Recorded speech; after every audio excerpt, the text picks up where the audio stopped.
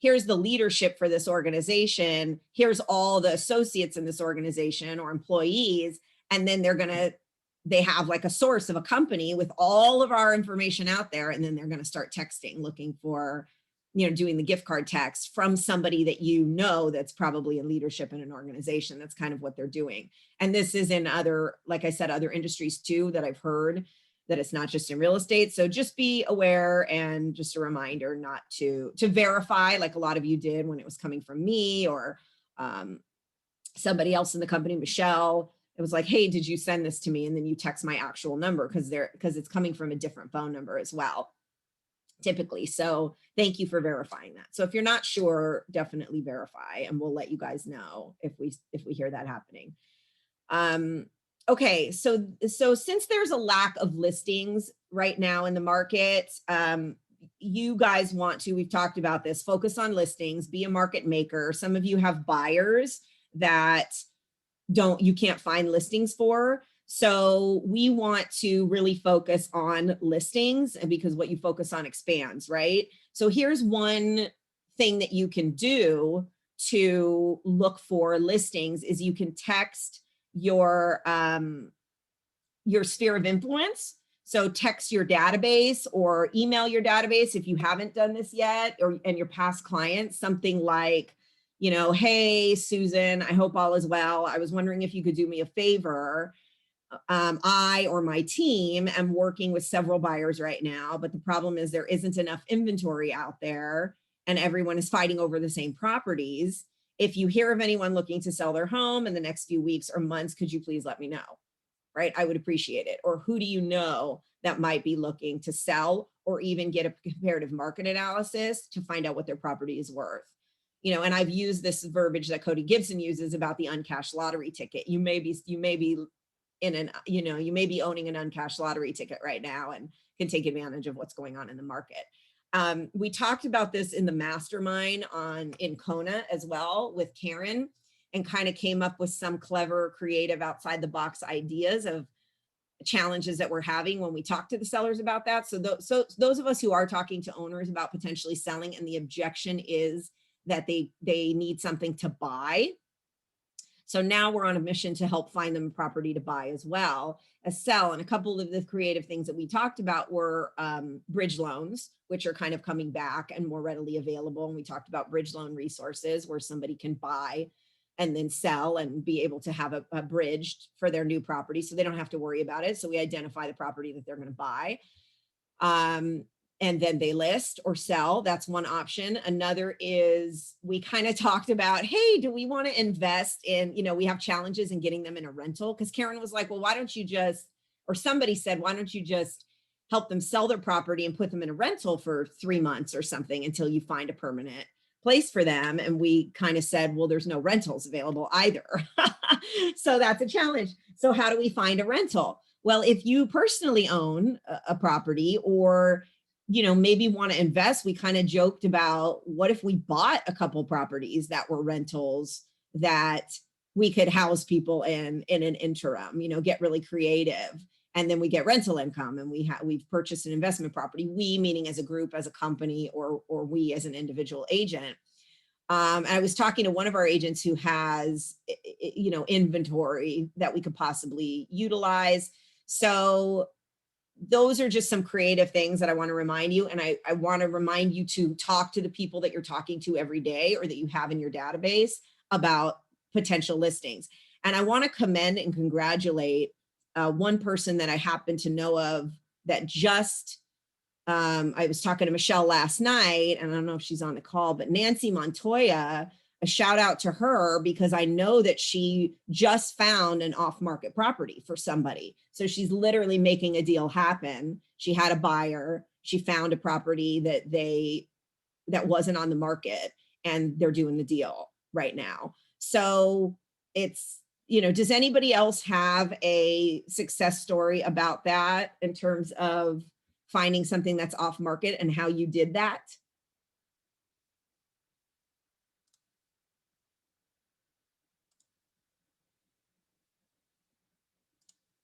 Anybody? I don't know how Nancy did it. I don't see her on here. What are you guys doing to find off market properties? I know some of you are farming. Anything else?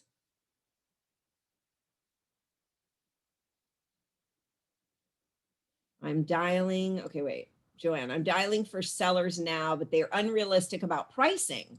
Okay, I will be staying in touch with them. So that's a good point. Yeah, because the market is what it is right now. Some people are looking to have even a higher price. So then it's really about the conversation. So then you have a couple of options, right? One is, what kind of a conversation do we need to have to find out their motivation and whether they really are in a position? Because you're right, sometimes if they're not motivated, that's going to be a challenge. They're like, okay, I would sell if I could get X, and X is way too far out of fair market range. So we wouldn't typically take a listing there. One option though, I've talked to a couple of agents that have had this situation recently, and I said, you know, again, this isn't my favorite strategy. However, it is a way, if they're willing to agree to a scaled price reduction after a certain period of time, then you might be able to go that route, right? Where so you put it on the market, which again isn't the greatest strategy, because once they're educated about it, it's not ideal. But say it's a way to get them on the market, you know, it's going to sell once they do that initial price reduction and put it within fair market range. So you could say have a built-in price reduction in your listing agreement. That's one option to deal with somebody that has that's in unrealistic pricing. The other is to really dig and find the motivation and say, what, you know, what would it take for you to sell it at this fair market range price, right?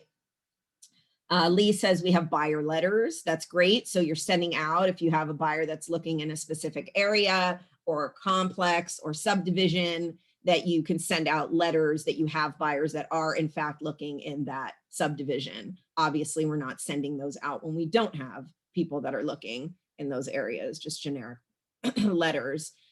Okay.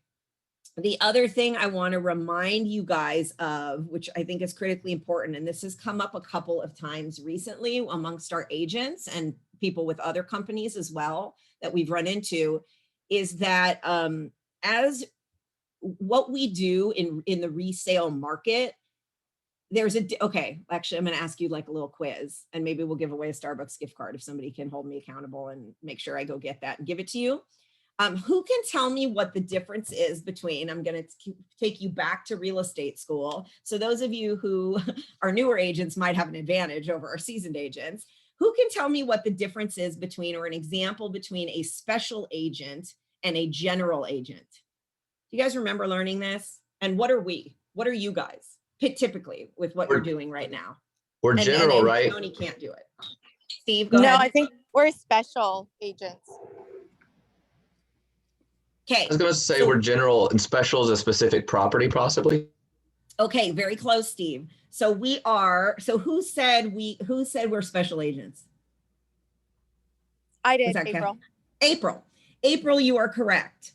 So we are, when we're doing transactions, like Steve, you're talking about a specific property, or you're an agent of that buyer on a purchase contract, or through a buyer rep agreement that then purchases a property, or you have a listing and you have a listing agreement. We're a special agent. And what does that mean if we're a special agent? What does that mean in regard to that transaction? That we're exclusive to that transaction?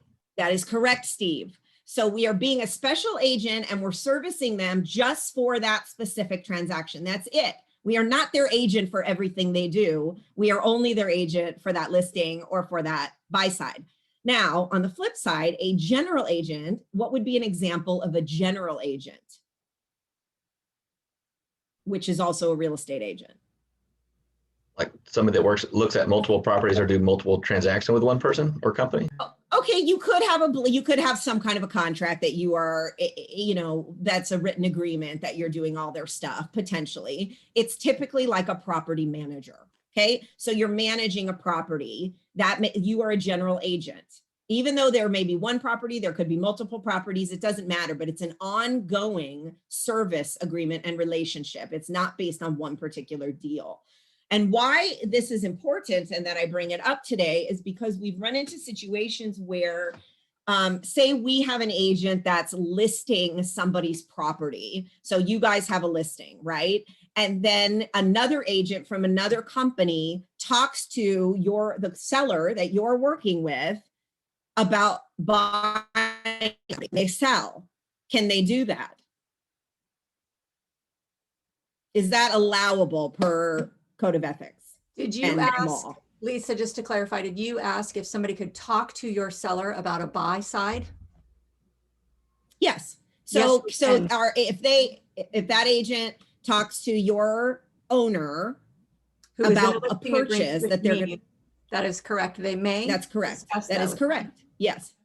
So what I think is important for you guys to remember is being a special agent is only a contractual agreement for that transaction. So why is that important? And I just gave you one example of why it's important. So if somebody's communicating with your client, right?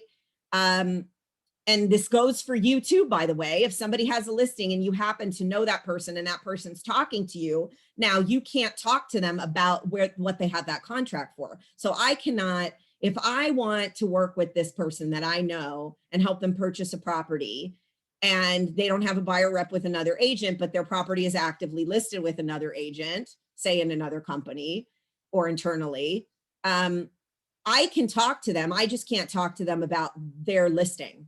You cannot talk to them about what they have a contract for. So we can't talk about their listing, even if they want to. So they may say, well, you know, my agent this or my property this. And then you would say, look, I'm going to help you as your agent in purchasing. So, and do we want that to happen? I mean, why do I bring that up? Because I do see that happen. Why is that important to remember? What would be a scenario where you might lose an opportunity? Or what could you do to assure that something like that doesn't happen? Sign them up with a buyer agency agreement. Great, Michelle. Yes, that's right. So if you are taking a listing and you have done a great job in their asking them the questions in your listing presentation, or when you've met with them about listing their property, one of the questions that you want to ask is, what are you going to do? Where are you going to? Right? Where are you moving to? Do you need to buy something? And they oftentimes, agents don't have that conversation, or they may be buying out of state and moving and they don't think you can help them. So either get a buyer rep agreement for their purchase or refer them to an agent in whatever area they're going and get that locked in and underway. So the other thing that is really tricky, and this is not necessarily advisable or best practice, although it's really to just prove a point to think about how you're only in contract on that deal, which is I worked for a company before, and even though we didn't make this a practice, this was taught to us, which was if you talk to a seller, and again, this is tricky, and don't do this without talking to your broker. I'm really using it to prove a point. Let's say you talk to an owner and an owner is thinking about selling their property, and you say, do you have a listing agreement? And they do have a listing agreement. However, they're not listing their property for 30 days, 60 days. Let's say that listing agreement is a month or two out.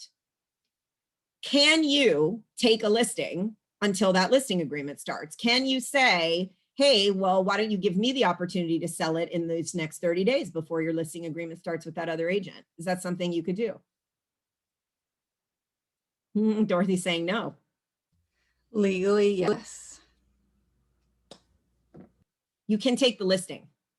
You can take the listing. It does not infringe upon their current agreement if their current agreement starts 30 days or 60 days from now, which is also a note to you guys about taking future listings, right? And being able to assure that that may not happen. Now, are agents taught that in general? Do people typically ask those questions? No, because they don't want to get into trouble. And you do have to be careful about how you have a conversation with somebody that you're not infringing upon their current agreement. But you can ask them when their listing agreement starts. You can ask people when their listing agreement expires. You can ask the agent when the listing agreement expires first. If that agent doesn't tell you, you can go directly to the owner. So these are really interesting things. And, we haven't covered this stuff in a while in terms of like agency, special agent versus general agent. So these are just a couple of things that have come up lately in situations where I see that either internally or with another brokerage that people are talking to the same people. And in a tight market, that may also happen, right? we may overlap a little bit. So any questions, additional comments about this special agent reminder and talking to your clients about everything, all of their real estate needs? I have a couple questions about the buyer Yes. representation agreement in the Yes. state of Hawaii. It actually has allowance for collecting a retainer fee. And I'm curious, is anyone in our company implementing and taking advantage of the retainer fee for Yeah, showings, that's etc.? a good question, Michelle. And it leads us to another thing that I want to talk about the buyer rep and why it's critically important right now, that you get them. And I know we always tell you to get them. And right now it's even more critical than ever, because we're seeing people really looking at starting to reduce their co-op commissions, that they've been at. Obviously, they can offer whatever they want in the MLS. I know some of you have come to us with concerns about that. The retainer portion, I mean, maybe the brokers can speak to this. I haven't seen people using that. However, I have seen people using it for collecting the additional amount of what they want to work for from the buyer. So for example, say you as an agent say, I really want to earn 3% when I'm working with a buyer. Like that's my fee. That's what I want to charge as my business, as being a business owner of my own business. And so if you're having that buyer rep agreement conversation and you explain this to your buyer and you say, okay, we're going to go out and look at property. My fee, I charge 3%. And if the seller is not offering, or if the brokerage that has the listing is offering less than this amount, I'm going to ask that you pay the difference. So for example, that would be X, right? And so you might put in your buyer rep that if it's less, if it's less than 3% that's being offered, if it is an MLS property, and by the way, sometimes it's for sale by owner. This is why we have these buyer reps, right? Because they could go into a new project and they're not offering a co-op and they go buy something there. How are you protected? So it's another reason we have that conversation. So you can have them agree to pay that difference. The retainer, I don't know personally of any agent that's been collecting that. Should they go and do something else? Typically they've let them out of that. However, I don't know if the brokers have anything to chime in. It's a good question, but right now it's critically important. Get that buyer rep agreement, and because otherwise you are going to be subject to whatever is being offered.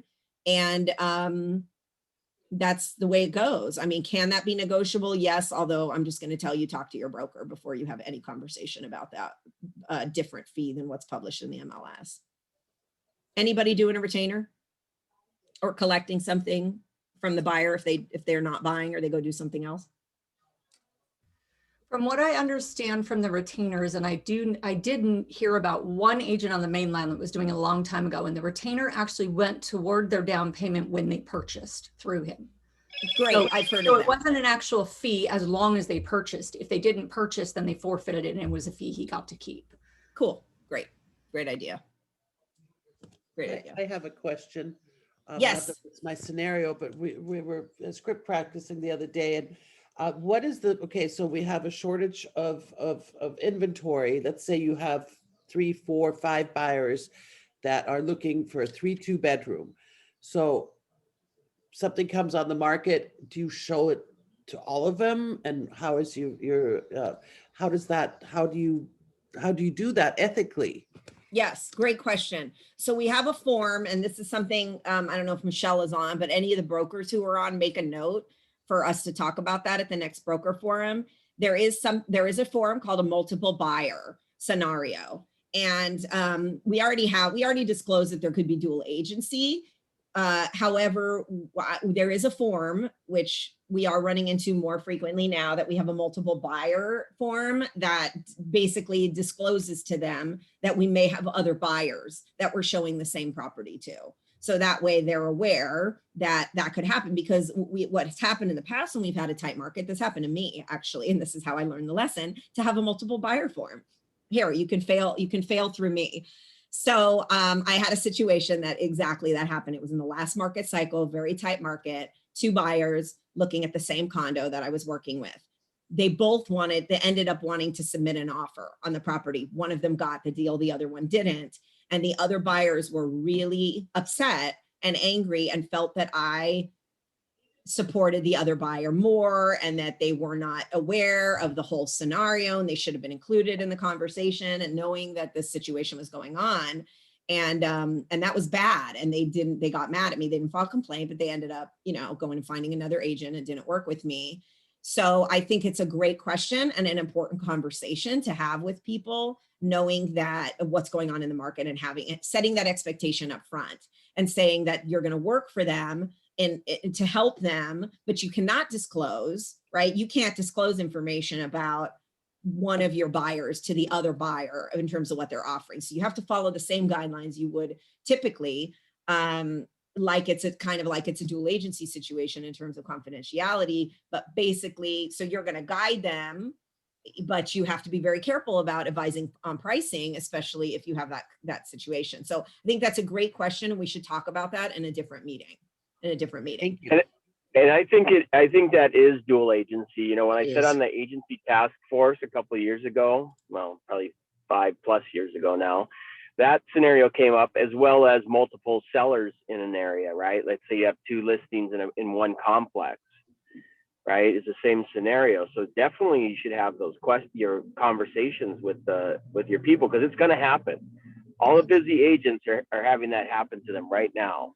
And you have Yep. to choose, right? Which buyer? Are you going to show both of them? Are you, do they know that? Do they know they're competing with somebody within your own sphere? I mean, definitely have that conversation, because it's Yeah. borderline dual agency, but it's not officially, but it kind of is. I mean, they'll throw that in that category, right? Agency is the most litigious part of real estate. When they categorize the different areas of real estate, it goes right into agency. The public doesn't know that it's agency, but that's where the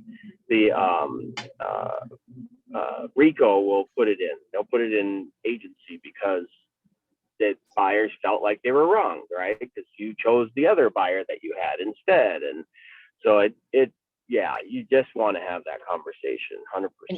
And you can't Hi. advise. Hi, this is Lee. I'd like to chime in. Yeah, and then Marion raised her hand and Barron raised her hand. So I'm going to go ahead. So Lee, if you want to go, then Marion and Barron, and then I got to move on to the next topic, and then we can come back to this, which is a good topic. Yeah, Lee, I'll go take ahead. I'll take a firmer position. It's not kind of dual agency. That is definitely dual agency. If you act like their agent, the courts, anybody that's looking at this will deem that you are their agent. You behave like the agent, so you are. So in those situations, you really need to have a dual agency agreement. Our current dual agency agreement from HAR does not really take into consideration buyer agency, as opposed to you're just on both sides of a transaction. So we need to have that. We need to have the form that Lisa talked about, or write it into special terms on a dual agency agreement. And I'll yield the floor. Great, thank you, Lee. And yeah, I will get that form and then we can have the brokers review it before we upload it into the internet. As a Marion? starting point, yeah, thanks, Lisa. As a starting point, I wanted to mention that the buyer broker agreement has this sentence on the first page under dual agency. This is the last sentence in that paragraph, and this is a good example of how using these forms and actually going over them with a client is what you need to do. Buyer further acknowledges and agrees that brokerage firm may represent other buyers, whether such representation arises prior to, during, or after the termination of this contract. In such a situation, brokerage firm shall not disclose to any buyer the terms of any other buyer's offer. So the point being, it's not just you representing 2 buyers, it's the fact that the other agents around you are also representing other buyers. We need to let our clients know it's a tight market and everybody's working with numerous buyers. Thank you. Yeah, thanks, Marion, for that reminder. I mean, that form is a really good, this is why we tell you guys to use these things, right? Because this stuff comes up and people don't do it necessarily. I mean, now we're talking about it a lot more because of the market, right? People don't necessarily care so much or complain about it when there's enough properties out there. This is where we're going to run into that challenge, right? And people are going to get upset. So thank you for that. Barron, go ahead. I would really like that form, by the way, and because I had this happen to me the other day, and I just wanted to share because I thought it was a great solution. So you can hear me, correct? Okay. Yes. So, yes. okay, great. So I had this happen, and I disclosed it to both my buyers, and one of them was comfortable with it and one of them was not. So as an alternative, rather than just giving my buyer away, I reach out to another agent and I had them write the offer. And for them writing the offer, I agreed to, if that other offer that I passed on, that other buyer were to win the offer over and their offer get accepted, then I would pay a part of my commission to that client and then transfer the transaction back to me, because they did specifically want to work with me, but we couldn't disclose things and it was dual agency. So I don't know, that was just kind of a solution that we came up with. I thought it was Yeah. a pretty good one, and It's I was happy. it's always a great, yeah. Yeah, I was happy with that. So I didn't even know that was an option. So I just wanted to put that out there because it is an option and it's a great option. So everybody's happy and you're just basically giving up a percentage of your commission to make everybody happy. So Thank you, Baron. Yeah, that's a good reminder, is that you can always defer. I mean, if the client is not comfortable, regardless of the situation, and there are some people that in dual agency situations in general don't like that. So that's why we have that conversation, because if they're not, then we want to do what's best for them and have them work with somebody else. I mean, we just have to do that, right? If they're not comfortable. That's why we talk to sellers about it too. That was great. Okay, so before we go, I want to make sure that we touch on the first phase of the KW My Way rollout, which I am going to do a video and send it out to you guys as well. However, you guys that are on this call get the benefit of hearing this before pretty much everybody, except for the people that were in our focus groups as we were going through this.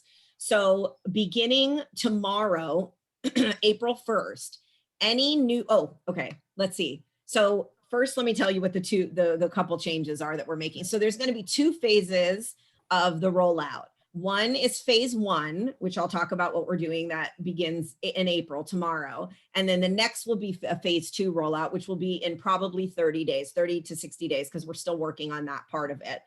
We have been working diligently on figuring out what we could do. And the whole purpose of this is twofold. One is, as I mentioned, as a reminder, that we have different agents in different categories and different places in their business, and how they choose to work with us is different. So we wanted to make sure we were catering and providing enough services and value, and also making it as lowering the cost to do business as much as possible for you guys, so you can maintain a higher level of profitability. So one of the things that we decided to offer to everybody across the board, so we have things that we're offering to all of our agents as a group, and then we have 3 different categories where you're going to kind of pick some different services that you want when we have our individual meetings.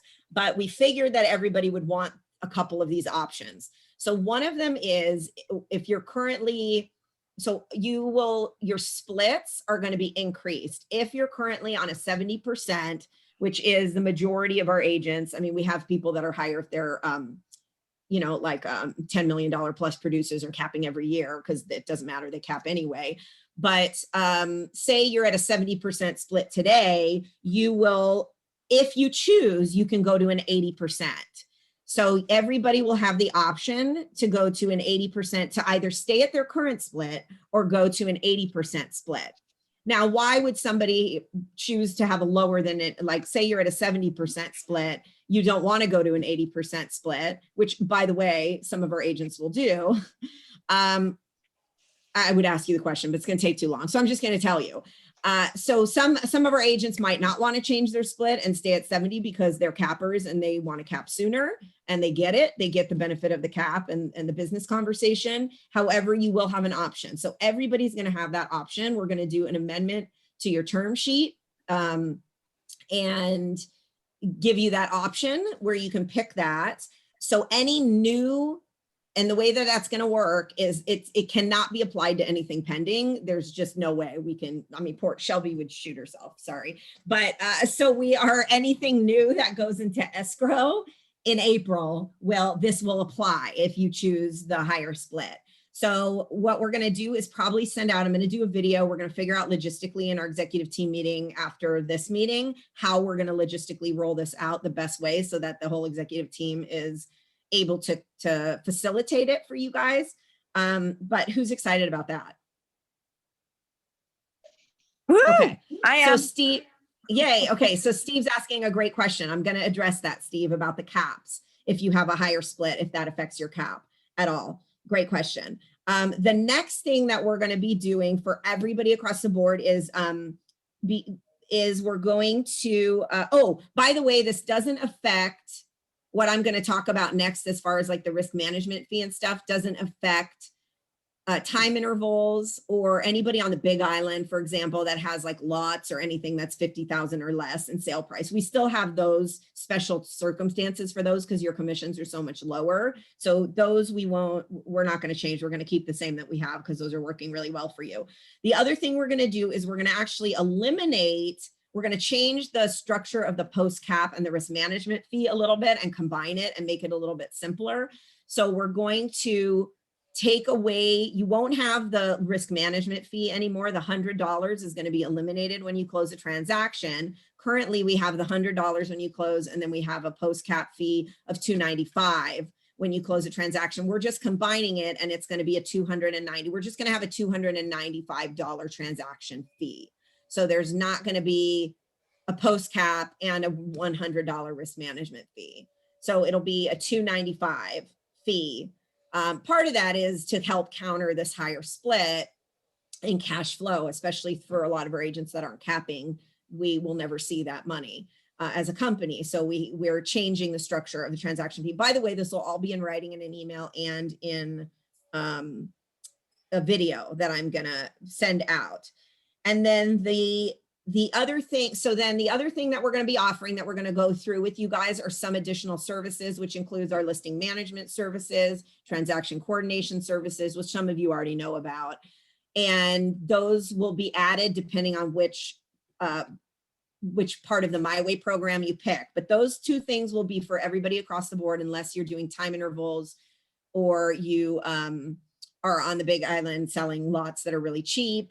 And there's also one other fee structure that I'm going to talk to the individual people about, which are if you have a group, if you have like a large group and you have 4 agents or more, we're going to have a conversation about that because we're doing a different structure for that.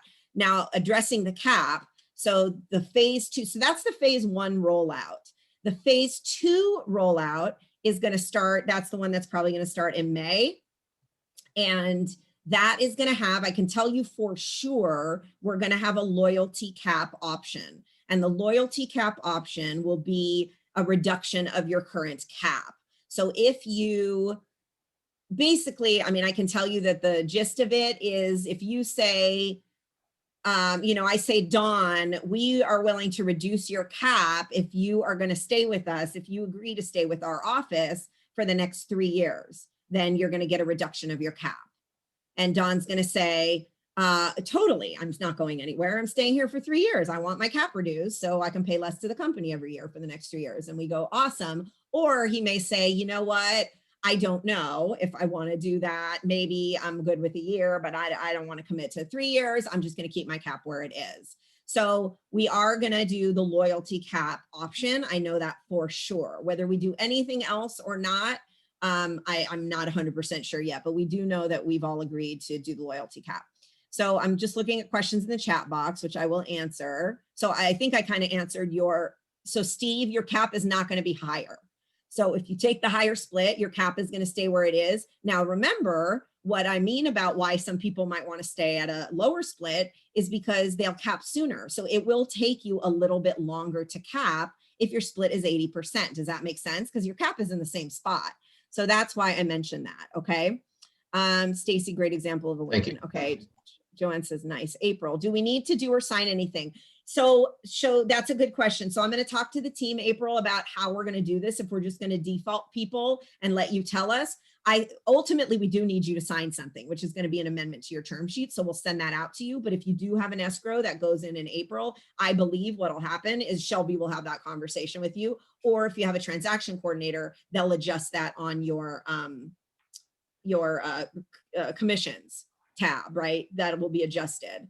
But we will have you sign an amendment because we have to have that in writing that we both agreed to this, right? You guys are independent contractors.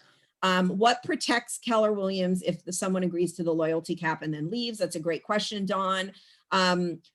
We probably, what we'll do is if somebody has paid us less money over 2 years and then they leave, that we're going to ask them for that. I mean, we're going to say that, you know, you agreed to this and you're not upholding your hand to the bargain, so you're going to have to pay us back that difference. That's a possibility. That's kind of what we're talking about. That's a great question though, because we don't want people to abuse or take advantage of it. And we know things change too. I mean, somebody might move off island. We get that. So those are some of the things we're talking about, which is why we're not releasing it today. We're still focusing on that and figuring out the numbers where we can give you guys a lower cap and yet not go out of business for everybody. What will the loyalty cap lower? So that's a great question, Baron. I can't tell you that specific number yet. That's part of what we're playing with right now is we're looking at how low can we go and still pay our bills. Because remember, we're a capping model and we also share 48% of our profit in profit share. So we have a pretty low margin compared to other companies that keep collecting money from the agents and never have a cap. They obviously make more. So, and our expenses are similar to other companies that don't have a cap and don't profit share. So it's a very, you know, we want to make it as low as possible for you guys and also make sure we can pay our expenses. So I don't know what that number is yet. What will loyalty, okay, how does this affect team members? So Michelle, if you're a team right now, it doesn't necessarily affect you. You still have the Rainmaker cap and the team cap, the half cap for the agent if you're doing enough production, which we can talk about more specifically. So if somebody's on a team and they're not familiar with that model, I'll share that. It's already a great incentive. It's the groups that are larger that are going to have a different structure if they have multiple agents, more than just one, for example. And then the risk management fees. So Marcus, the risk management fee went away. The $100 is no longer there. However, and then we had a $295 post cap.